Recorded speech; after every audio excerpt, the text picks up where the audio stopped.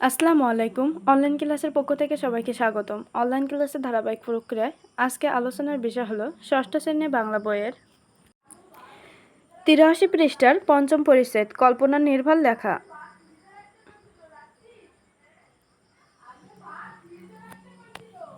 চলো আমরা দেখে নেই। বাংলাদেশের মানুষের মুখে মুখে অনেক রূপকথার চালু আছে। দক্ষিণারঞ্জন মিত্র মজুমদার রূপকথা সংগ্রহ করে কয়েকটি বই লিখেছেন। তার লেখায় এরকম একটি বইয়ের নাম হচ্ছে ঠাকুমার ঝুলি। সেখান থেকে একটা গল্প নিচে দেওয়া হলো। সাত ভাই চম্পা, দক্ষিণা মিত্র মজুমদার। এবার আমরা ৮৪ পৃষ্ঠার গল্পটি দেখে নিই। এক রাজা ৭ রানী। দেমাকে বড় রানীদের মাটিতে পা পড়ে না। ছোট রানী খুব শান্ত। এজন্য রাজা ছোট রানীকে সবচেয়ে বেশি ভালোবাসতেন। কিন্তু অনেকদিন পর্যন্ত রাজার ছেলে মেয়ে হয় না। এত বড় রাজ্য কে ভোগ করবে? রাজা মনে দুঃখে থাকেন। এভাবে দিন যায়। কতদিন পরে ছোট রানী ছেলে হবে। রাজার মনে আনন্দ ধরে না। রাজার আদেশে পাইক পেয়াদারা রাজ্যে ঘোষণা দিলেন, রাজার ভাণ্ডার খুলে দিয়েছেন। মিঠাই, মন্ডা, মণিমাণিক যে যত পারো সে এসে নিয়ে যাও। বড় রানী হিংসায় জ্বলে মরতে লাগলো।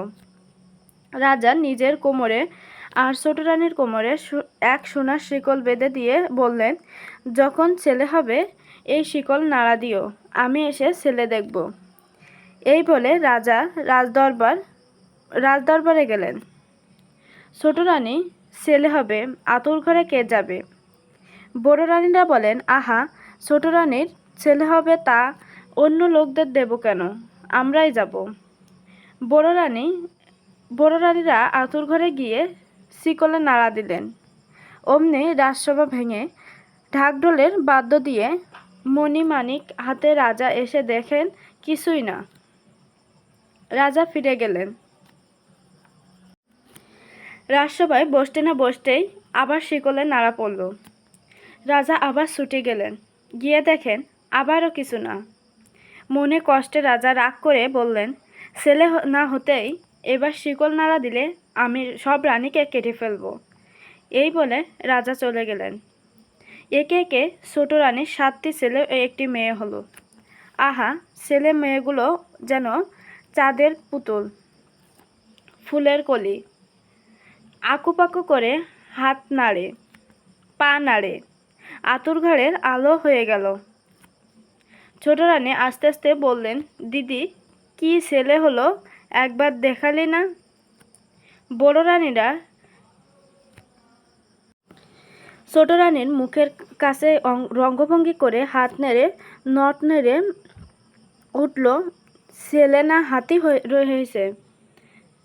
ওর আবার ছেলে হবে? কয়টা ইঁদুর আর কয়টা কাকড়া হয়েছে? শুনে ছোট রানী অজ্ঞান হয়ে পড়ে রইলেন। নিষ্ঠুর বড় রানীরা আর শিকলের নাড়া না দিল না। চুপি চুপি হাঁড়ি সরা এনে ছেলে মেয়েগুলোকে তাতে পুড়ে পাশ গদায় পুঁতে এলো। এসে তারপর শিকল ধরে টান দিল। রাজা আবার ঢুকে ঢাকঢোল বাদ্য দিয়ে মণিমাণিক্য হাতে এলেন। বড় রানী মুখ মুছে তাড়াতাড়ি করে কতগুলো ব্যাঙের ছানা, ইঁদুরের ছানা এনে দেখালো। দেখে রাজা আগুনে ছোট রানীকে রাজপুত থেকে বের করে দিলেন। বড় রানীদের মুখে আর হাসি ধরে না, পায়ের মল্লের বাজনা থামে না। সুখের কাঁটা দূর হলো। রাজপুরীতে আগুন দিয়ে ঝগড়া কন্দল সৃষ্টি করে 6 রানীতে মনের সুখে ঘর কান্না করতে লাগলেন। পোড়া কপালি ছোট রানী দুঃখ গাছ পাথর ফোটে, নদী নালা শুকায়। ছোট রানী গুটে কুড়ানো দাসী হয়ে পথে পথে ঘুরতে লাগলেন। এমনি করে দিন যায়। রাজার মনে সুখ নেই, রাজার রাজ্যেও সুখ নেই। রাজপরী খা খা করে, রাজার বাগানে ফুল ফোটে না।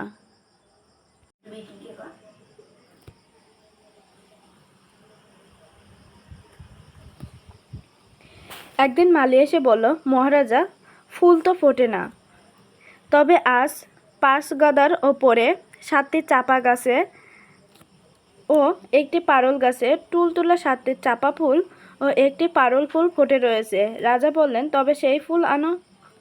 মালি ফুল আনতে গেল।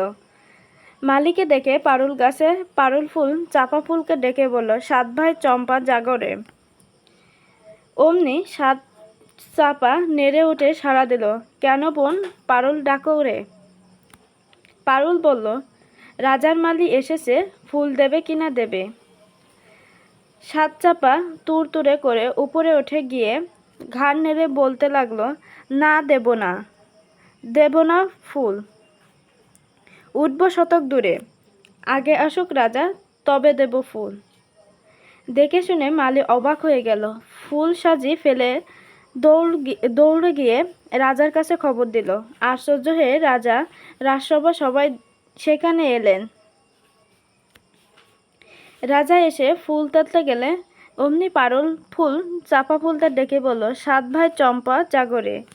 চাপার ওরা উত্তর দিল, কেন বোন পারুল ডাকো রে? পারুল বলল, রাজা নিজে এসেছে, ফুল দেবে কি না দেবে। চাপারা বলল, না দেব না, দেব ফুল।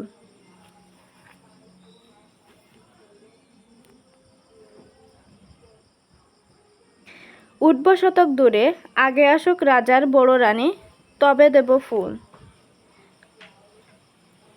এই বলে চাপা ফুল আরো উঁচুতে উঠল। রাজা বড় রানীকে ডাকলেন। বড় রানী মল বাজাতে বাজাতে এসে ফুল তুলতে গেলেন। চাপা ফুলেরা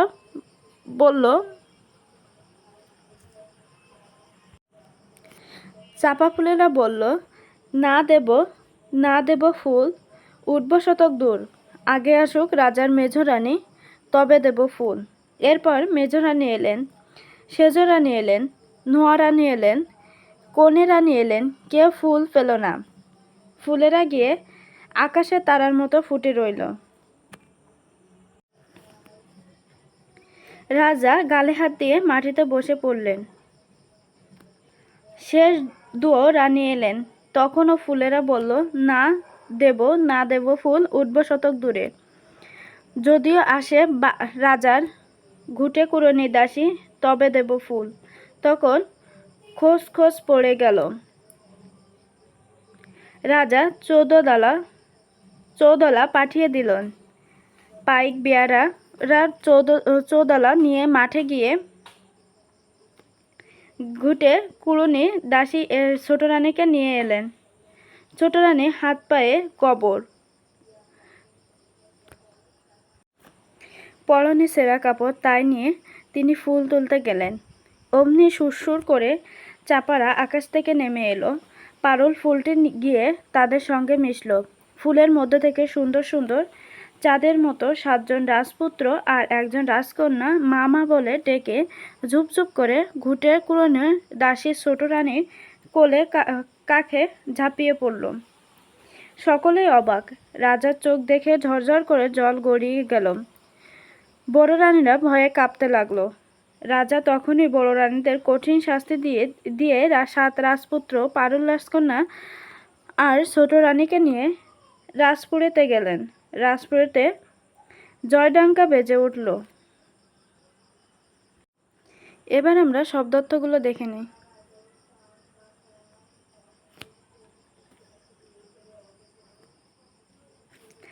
আতুরে ঘর, যে ঘরে শিশু জন্ম হয়। কিক অত কোমর, ঘুটে অত শুকনো গোবর, ঘুটে কুড়ানো অত ঘুটে কুড়ায় যে, চৌদোলা অত পালকি, জয় ডঙ্গা অত বড় ঢাক, দেমাক অহংকার, নত অত নাকের পড়া অলঙ্কার, পাইক অত লাঠিয়াল, পাশ গাদা অত ছায়ের স্তূপ, পেয়াদা অত সংবাদ বাহক, বেহারা অত পালকি বাহক, মল অত পায়ের অলঙ্কার, রাজভাণ্ডার অত কোষাগার, হাড়িসরা অত হাড়ি ও তার ঢাকনা।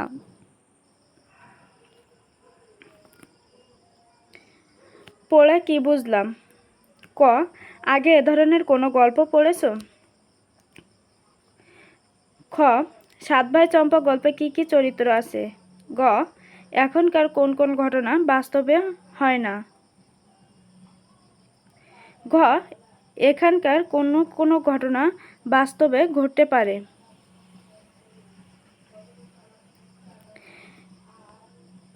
এই গল্প পড়ে আমরা কি বুঝলাম? চলো আমরা নমুনা ছকের উত্তরটি দেখে নিই। আমরা এবার উত্তরটি দেখে নিই। আগে এ ধরনের আর কোনো গল্প পড়েছ? আগে এ ধরনের রূপকথার গল্প, সিনবাদের কাহিনী, আলিফ লায়লার কাহিনী, পরীদের গল্প, পশু পাখির কাহিনী ইত্যাদি পড়েছি। সাত ভাই চম্পা গল্পে কি কি চরিত্র আছে? সাত ভাই চম্পা গল্পে রাজা, বড় রানী, মেজ রানী, সেজ রানী, নোয়া রানী, কনে রানী, ছোট রানী, দোয়া রানী, মালি, ঘুটে কুড়ানো দাসী, রাজপুত্র, রাজকন্যা ইত্যাদি চরিত্র আছে। এখানকার কোন কোন ঘটনা বাস্তবে হয় না? এখানকার রাজা ও রানীর কোমরে সোনার শিকল বেঁধে রাখা হয় না। মানুষের ঘরে ইঁদুর ও ব্যাঙ আর কাকড়ার জন্ম হয় না। মানুষকে হাড়ি সবার ভিতরে পুঁতে রাখলে বাঁচতে পারে না, কিংবা ফুলে ফুটতে পারে না। পারুল ফুল আর চম্পা ফুল কথা বলে না। এখানকার কোন কোন ঘটনা বাস্তবে ঘটতে পারে? এখানকার যেসব ঘটনা বাস্তবে হতে পারে সেগুলো হলো: রাজার ছেলে নাও হতে পারে, মানুষকে হিংসা করতে পারে, রাজার মনে দুঃখ থাকতে পারে ইত্যাদি। এই গল্প পড়ে আমরা কি বুঝলাম? এই গল্প পড়ে বুঝলাম হিংসা করা ভালো নয়, হিংসা নিজের অমঙ্গল ডেকে আনে। এবার আমরা 87 পৃষ্ঠার বলিও শিখি। সাত ভাই চম্পা গল্পটি নিজের ভাষায় বলো এবং নিজের ভাষায় লেখো। চলো আমরা নমুনা ছকের উত্তরটি দেখে নিই। আমরা এবার উত্তরটি দেখে নিই। এক রাজা ছিলেন 7 রানী। এক রাজা ছিলেন 7 রানী। তাদের মধ্যে ছোট রানী ছিল শান্ত স্বভাবের, তাই রাজা ছোট রানীকে বেশি ভালোবাসতেন। এটা অন্য রানীরা সহ্য করতে পারতেন না, এজন্য তারা হিংসায় জ্বলে পড়ে মরত। কিন্তু রাজা ছিলেন নিঃসন্তান, তার রাজার মনে শান্তি ছিল না। অনেকদিন পর খবর এলো ছোট রানী সন্তান সম্ভবা। রাজা আনন্দে আত্মহারা হয়ে রাজভাণ্ডার সকলের জন্য উন্মুক্ত করে দিলেন। আর এই অন্য রানীদের হিংসা আগুনে ঘি পড়ল।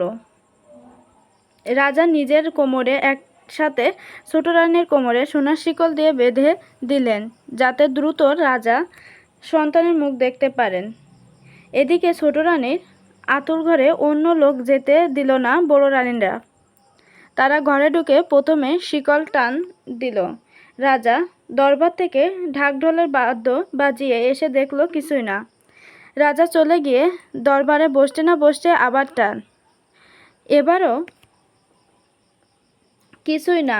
রাজা রেগে সব রানীকে কেটে ফেলার হুমকি দিয়ে চলে গেলেন। তারপর ঘর আলো করে 7টি ছেলে একটি মেয়ে হলো।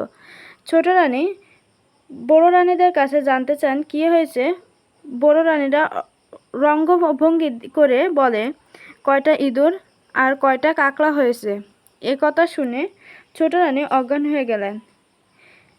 এই সূচকে বড় রানীরা হাড়ি সরা এনে সন্তানদের পাশগাদার পুঁতে ফেলল।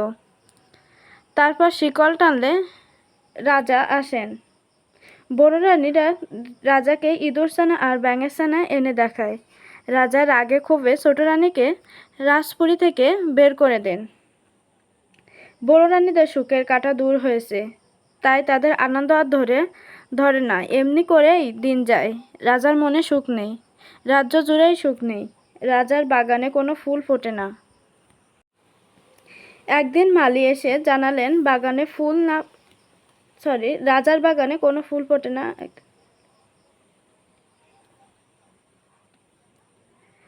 ফুল না ফুটলেও পাশাগাদার ওপর 7টি চাপা ও একটি পারুল গাছে ফুল ফুটেছে।